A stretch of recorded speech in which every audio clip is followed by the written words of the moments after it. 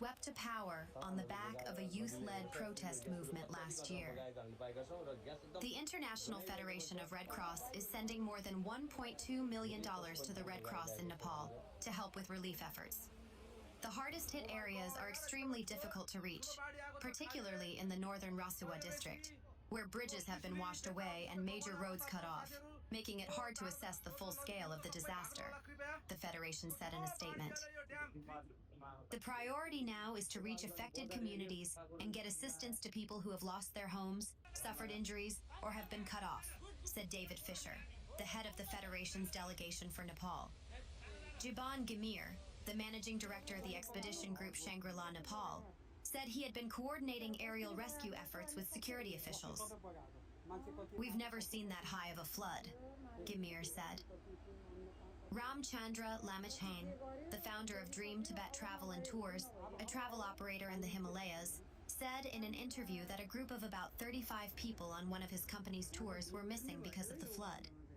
The travelers and their guides were in a town that has completely collapsed, making it hard to get information, he said, and the families of the tourists were reaching out in desperation.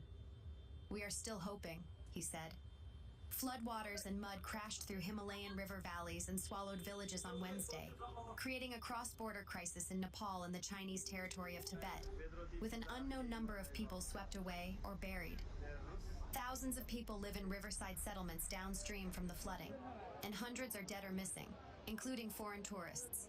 At least 19 vehicle bridges and 40 kilometers of roads have been swept away, according to a statement from Nepal's prime minister. The torrents rushed through the valley of the Trishuli River, which is flanked by steep mountains and straddles the border between Tibet and the Rasuwa district of Nepal. Video and images from Nepal showed the debris-choked river wiping out bridges and towns partially buried in mud.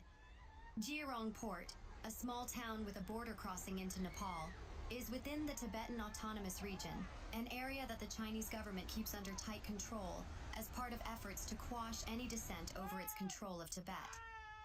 The authorities invested in the port, about 40 miles north of Kathmandu, Nepal's capital, as part of efforts to incorporate Tibet into China's signature Belt and Road Infrastructure project through trade with Nepal and India.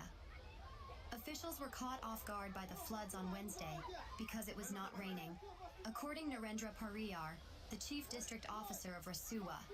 Nepal's foreign minister, Shishir Khanal, said the government had received preliminary information that an avalanche had occurred Wednesday morning in the affected region.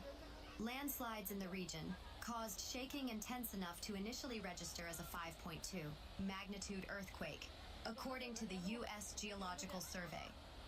The scientists said the impact released vast amounts of energy that pulverized the ice into